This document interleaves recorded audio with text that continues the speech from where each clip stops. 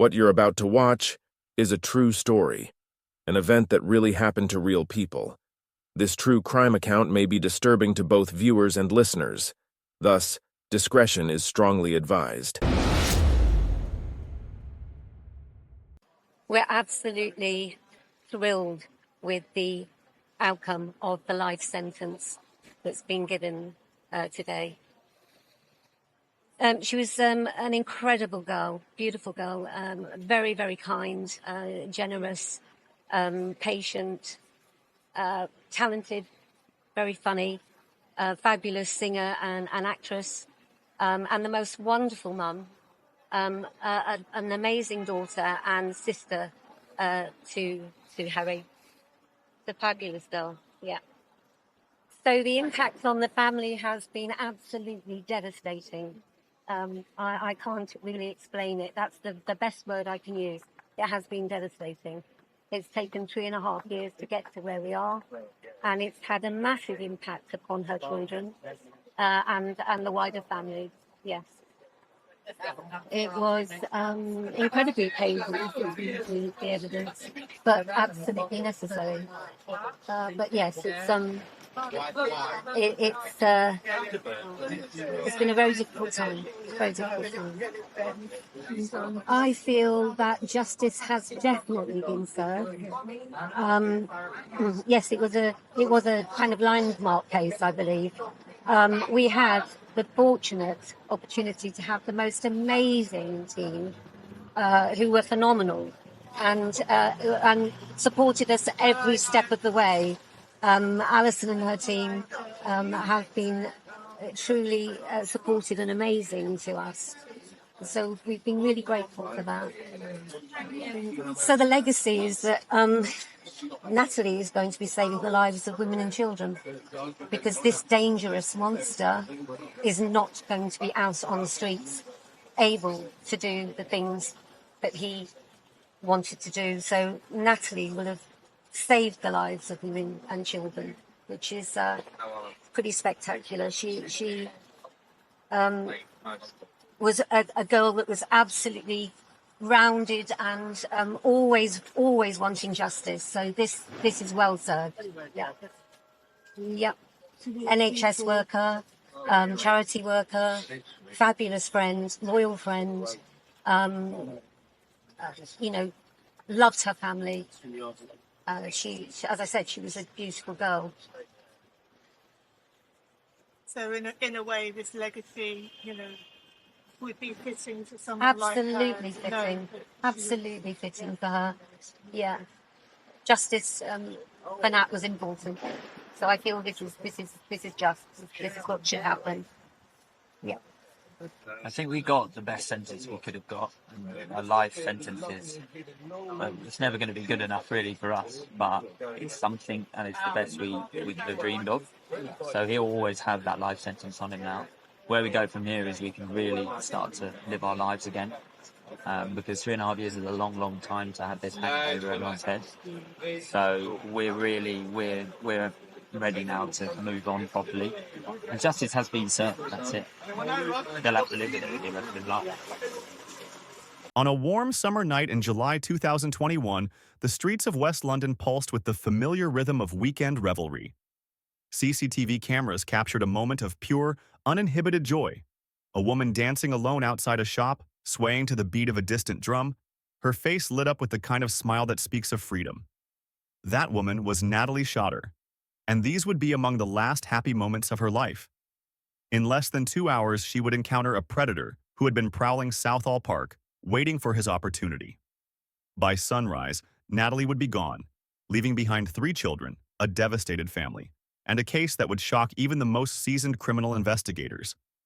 But to understand the full weight of what was lost that night, we must first know Natalie Shotter, not as a victim, but as the vibrant soul she was. Standing just over 5 feet tall and weighing less than 43 kilograms, Natalie's physical presence might have been small, but her impact on those around her was anything but. As a young girl, Natalie possessed a spark that seemed destined for the stage. By age 12, she had already achieved what many performers only dream of, starring in the West End production of Les Miserables.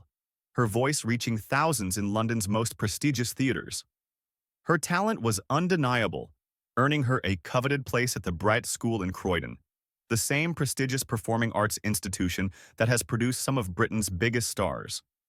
But Natalie's true starring role would come not under the bright lights of the West End, but in the quiet corridors of the NHS. In a decision that spoke volumes about her character, she chose to dedicate her life to helping others. As a clinical administrator in ultrasound services, Natalie became known for her kindness to both staff and patients alike.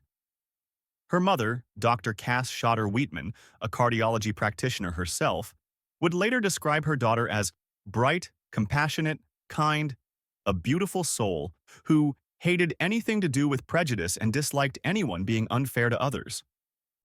She was an incredible girl, beautiful girl, very, very kind, generous, patient, talented, very funny, fabulous singer and actress, and the most wonderful mum, an amazing daughter. At 37, Natalie had built a life rich with love and purpose. She was, above all else, a devoted mother to 3 children, her youngest still an infant, her eldest 19. They were her world, and she was theirs. Her partner, Anthony Wilson, would later tell the court that Natalie was the glue that held their family together. Her absence, leaving him struggling in his new role as a single father, stretched in every aspect. You're watching True Crime Stories 24/7. Thanks for joining. Please do well to subscribe and like this video to support us. The night of July 16, 2021, was supposed to be a celebration. It was Natalie's first night out since the birth of her 3rd child, a moment of respite from the challenges of postpartum depression she had been battling. Like many new mothers, Natalie had been grappling with the overwhelming demands of recovery, caring for a newborn, and managing her older children. She had been dealing with personal struggles too, alcohol dependency and substance abuse. But these challenges never diminished the love she had for her family or her dedication to her work. CCTV footage from that night shows snapshots of what should have been just another evening out in London. Natalie, walking through the streets, phone to her ear, her movements steady and purposeful. Prosecutor Alison Morgan KC would later note that Natalie appeared happy that evening, not visibly intoxicated, and still able to walk and stand without difficulty. The cameras caught her pausing outside a shop, swept up in an impromptu dance to the rhythm of a street drummer, a moment of pure, unguarded joy that would later haunt her family. As the night wore on, Natalie made her way to Southall Park. She wasn't alone at first. CCTV footage shows her sitting on a bench with a friend. But neither of them noticed the man who passed by 3 times, each pass more predatory than the last. Neither could have known that these seemingly innocent moments were being watched by someone who had come to the park with dark intentions. Mohammed Edo, a 35-year-old homeless man high on cocaine, had been prowling the paths of Southall Park that night, according to prosecutors, seeking out a vulnerable woman to rape. As Natalie's friend eventually left her side, Edo continued his patient, calculated surveillance. He would leave the park briefly and drive away in his car, but something drew him back. Perhaps he had already decided that Natalie would be his victim. What happened next would become the subject of one of the most disturbing criminal cases in recent British history. This case would not only end in tragedy, but would also mark a grim medical first, leaving experts grappling with an unprecedented cause of death and a justice system facing questions about how to protect society's most vulnerable. As midnight approached on that warm July night, no one in Southall Park could have predicted that they were about to witness the final hours of a woman who had brought so much light to the world. A talented performer turned dedicated healthcare worker, a loving mother, a cherished daughter, and a sister whose absence would leave an unfillable void in countless lives. But before the sun would rise over West London the next morning, Natalie Shotter's story would take a turn so tragic that it would reduce hardened jurors to tears and lead to changes in how similar cases would be investigated in the future. The events that unfolded over the next few hours would reveal not only the darkest aspects of human nature, but also the unwavering determination of a family's quest for justice, and the groundbreaking medical investigation that would finally bring her killer to account. This is the story of Natalie Shotter's last dance, the predator who ended her life, and the unprecedented case that would follow. You're watching True Crime Stories 24/7. Thanks for joining. Please do well to subscribe and like this video to support us. The predator, who would end Natalie Shotter's life, had been methodically stalking the paths of Southall Park that night with chilling precision. Mohammed Ido's movements, captured in stark detail by CCTV cameras, would later reveal a calculated pattern that prosecutors described as nothing short of predatory. High on cocaine, he circled the park like a shark, his intentions becoming clearer with each pass. The security footage, so devastating that it would later reduce hardened jurors to tears, showed Ito making 3 distinct passes by the bench where Natalie sat. Each time, he studied her with what prosecutor Allison Morgan KC would describe as deliberate interest. What was the defendant doing there? Morgan would later ask the jury at the Old Bailey. What was he seeking to do walking up and down the paths in the middle of the night? The answer, she argued, was clear. He was seeking out a vulnerable woman to rape. By 12:16 a.m., the CCTV cameras captured what prosecutors would later describe as the beginning of the horror. Natalie, who had been conscious earlier in the evening, was now lying unconscious on the park bench. For approximately 30 minutes, she had shown no clear movement. It was then that Ito approached, his manner described by prosecutors as nonchalant, a chilling detail that would later speak volumes about his state of mind. What followed was 15 minutes of unspeakable brutality. The attack was so savage that when the CCTV footage was played in court, even seasoned legal professionals struggled to maintain their composure. Judge Richard Marks KC would later describe how Ito took advantage of an extremely vulnerable victim, noting that, during the 15 minutes or so while you were with her, she was very clearly not conscious and therefore extremely vulnerable, as would have been obvious to you. Perhaps most disturbing was what Ito did after the attack. Rather than showing any sign of remorse or concern for his victim, he calmly drove to a nearby shell garage. There, in a moment of almost incomprehensible normalcy, he purchased cat food and mouthwash before returning home to his wife and children. This ordinary domestic errand, juxtaposed against the horror of what he had just done, would later be presented to the jury as evidence of his callous disregard for human life. The medical evidence would prove groundbreaking in the most tragic way possible. Dr. Ashley Fegan Earle, the pathologist who reviewed the case, discovered something unprecedented in the medical literature. Natalie had died from what is known as café coronary syndrome, CSC, where the nerves in the back of the throat become overstimulated, resulting in a fatal cardiac attack. This was the first recorded case of death by this mechanism in these circumstances, a grim medical first that would add another layer of complexity to an already unprecedented case. The defense would later try to use this very uniqueness as a shield, arguing that Ito could not have foreseen death because no one in the annals of medical literature has ever died in this way before. But Judge Marks would reject this argument, stating that even though there had never been a recorded case before of someone dying as a result of such an assault, there was a high risk that she would suffer really serious harm from what he did to her over several minutes. When the sun rose over Southall Park on the morning of July 17, 2021, a passerby discovered Natalie's body. She was just over 5 feet tall and weighed only 43 kilograms at the time of her death, a detail that would later underscore the brutal nature of the attack and the extreme vulnerability of her position. Initially, police treated Natalie's death as unexpected, but forensic evidence would soon tell a different story. DNA swabs taken from around Natalie's mouth matched samples taken from Ito. Yet even after his arrest on August 4, 2021, Ito's story would continue to change. First, he claimed the encounter was consensual. When faced with the CCTV evidence showing Natalie's clear unconsciousness, he changed his story, making the grotesque claim that she was already dead when he assaulted her. But the prosecution, led by Allison Morgan KC, systematically dismantled these lies. The prosecution's case is that Natalie died as a result of what was done to her by this defendant, Morgan told the jury. She was not dead at the time when the defendant was assaulting her. He would not have sought to have sex with a dead body for over 15 minutes. He was having sex with someone he knew was alive, but was deeply unconscious and therefore he was raping her. What made the case even more disturbing was what the jury didn't initially know about Mohammed Ito.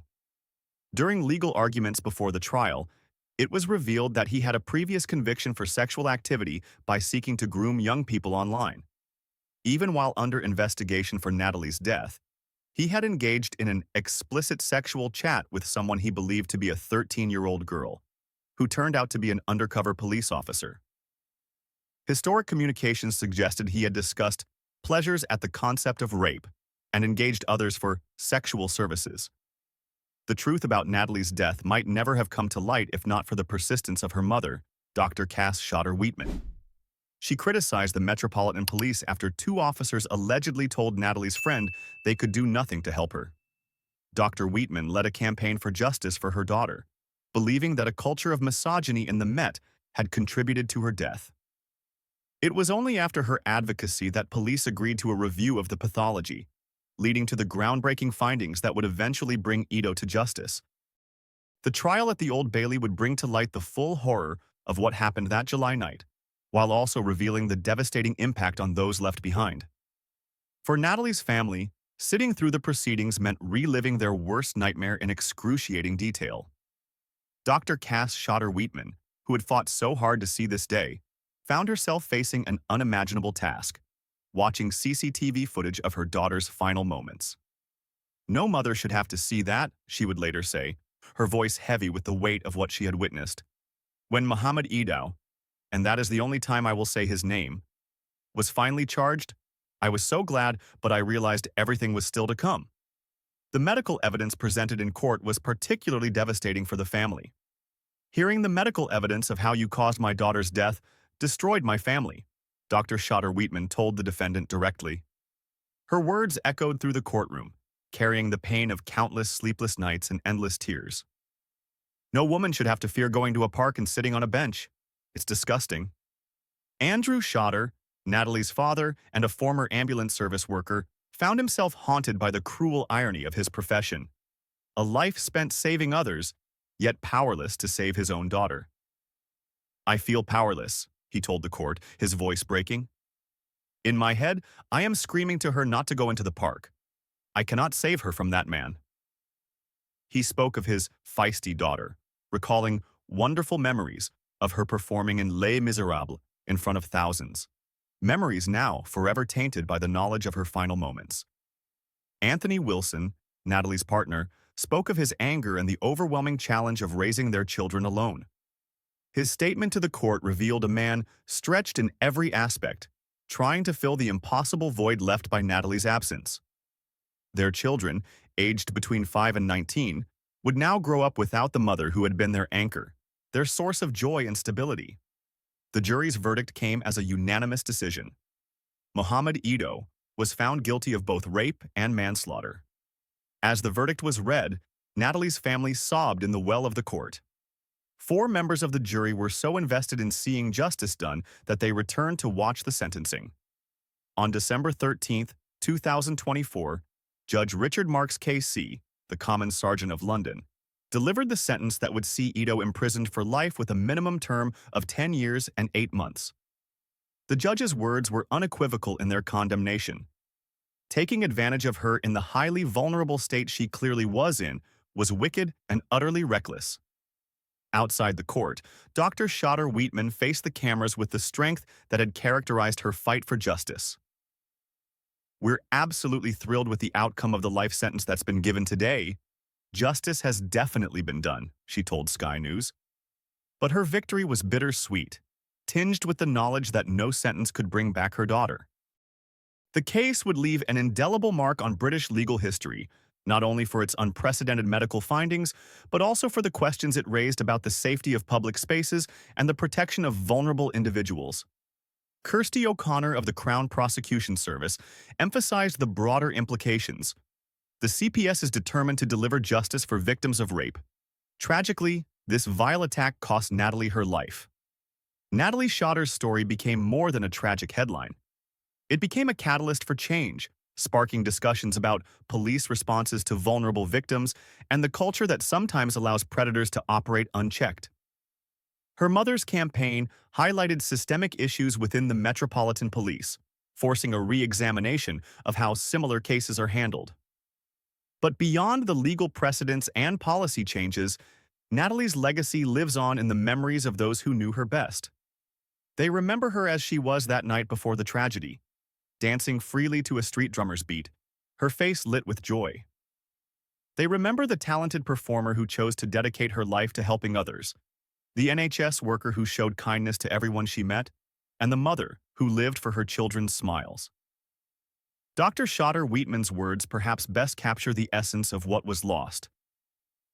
Nat was an absolutely beautiful soul, bright, compassionate, kind. She was a fabulous mum. Her boys and her little girl adored her. She had a wonderful heart and was loved by all. In Southall Park, where tragedy struck on that summer night, life continues.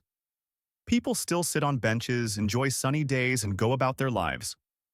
But somewhere in that ordinary scene lies an extraordinary lesson about vulnerability, justice, and the enduring power of a mother's love to fight for truth, no matter how painful that truth might be. Natalie Shotter's story serves as both a warning and a call to action, a reminder that behind every headline, a human being whose life touched countless others, and whose loss leaves ripples that spread far beyond the immediate tragedy. Her case may have set legal precedents and medical firsts, but it's the human cost, the empty chair at family gatherings, the mother who won't see her children grow up, the song that will never be sung again, that truly measures the weight of what was lost that night in Southall Park. As we close this chapter of Natalie Shotter's story, we're reminded that behind every true crime narrative lies real pain, real loss, and real people whose lives are forever changed. Her story serves not just as a cautionary tale, but as a testament to the relentless pursuit of justice by those who loved her. This has been True Crime Stories 24/7. If you want to ensure you never miss another meticulously researched true crime story, join our growing community of true crime enthusiasts who understand that behind every case, there's a human story that deserves to be told. Hit that subscribe button, turn on notifications, and become part of a community dedicated to keeping these stories alive and ensuring that victims like Natalie are never forgotten. Until next time, stay vigilant and stay informed. Thanks for watching. God bless you.